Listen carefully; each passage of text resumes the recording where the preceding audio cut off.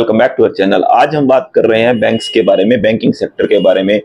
क्योंकि हमेशा ऐसा होता है, अभी बुल मार्केट में सेक्टर रोटेशन होता है। पिछली बार जैसे जो बुल मार्केट चली थी उसमें पीएसयू स्टॉक्स और रेलवे स्टॉक्स ने पार्टिसिपेट किया था, बहुत ही बढ़ चढ़कर वो बड़े थे सभी रेलवे स्टॉक्स और पीएसयू स्टॉक्स। आज वो कहाँ हैं?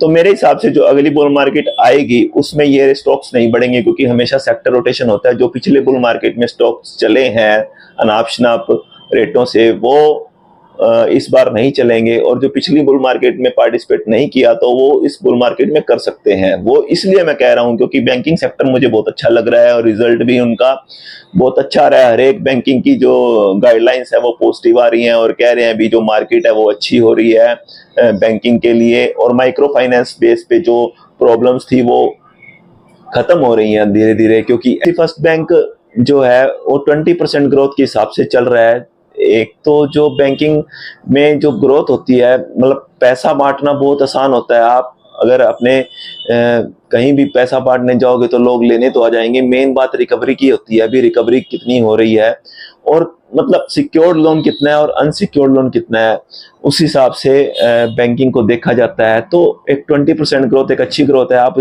तो आईडीएफसी फर्स्ट बैंक ने 20% की ग्रोथ दिखाई है रिवेन्यू में। अपने इंटरेस्ट इनकम भी, उसका पैट भी अच्छा बढ़ा है।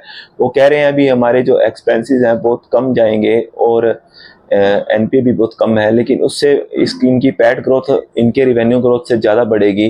तो एक मेरे को लगता है अभी जो अगली जो बुल मार्केट होएगी तो उसमें बैंकिंग सेक्टर लीड करेगा और बैंक्स सारे चलेंगे, क्योंकि बैंक्स के सारे रिजल्ट अच्छे आ रहे हैं। और पिछली बुल मार्केट में आईटी ने भी परफॉर्म नहीं किया था, लेकिन आईटी मेरे को लगता है इस बार भी इतना परफॉर्म नहीं कर पाएगी, क्योंकि जो उनकी हेडविंड और टेलविंड कहते हैं, अभी एक बहाव के साथ बहना और एक बहाव के विपरीत बहना। तो आईटी का जो बहाव है वो विपरीत चल रहा है।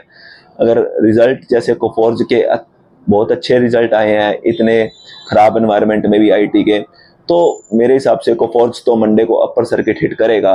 हो सकता है, उम्मीद है, क्योंकि बहुत अच्छे रिजल्ट दिए हैं। तो 7-8% की रैली तो दिखा ही सकता है कोफोर्ज का बेनिफिट सिग्निटी टेक्नोलॉजी को भी मिलेगा।